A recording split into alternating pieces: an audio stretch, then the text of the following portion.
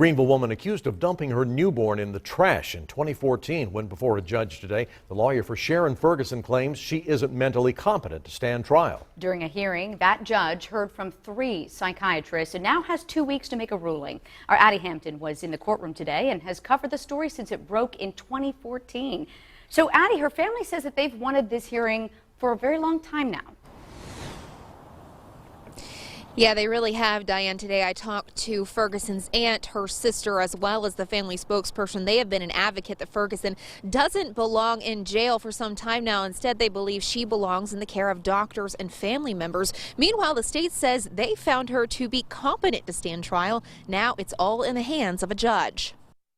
I would anticipate issuing my decision in this case within 2 weeks. 2 weeks more in a nearly 3-year waiting game for the family of Sharon Ferguson. They say she wasn't stable the day she gave birth inside this Cheney Street home and allegedly put the newborn in the outside trash can. Contested an issue of competency. And for the years after, they have stuck by their claims that she doesn't belong in jail. We've been screaming it from the top of our lungs from the beginning. Says Tracy Fant with Freedom Fighters, acting as the family spokesperson. We kept pushing.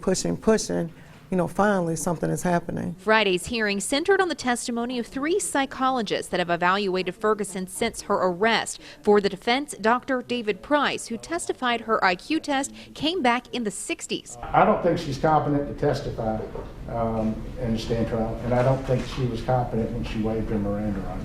The state performed their own evaluations via Dr. Samantha Horsley, who says Ferguson is slow but not incompetent. She might need a little extra guidance or education on some of the more complicated things, but that doesn't mean that she lacks the capacity to do them. Much has been said about how long it's taken to discuss competency, especially now with a trial date approaching. The state says they've tried to address the issue years before the defense ever brought it up. Initially, defense counsel did not feel there were competency issues. But now the ruling lies in the hands of the judge, with the family of Sharon Ferguson holding out hope. We remain hopeful and prayerful that now that it's come back to the attention of everyone, it will be resolved.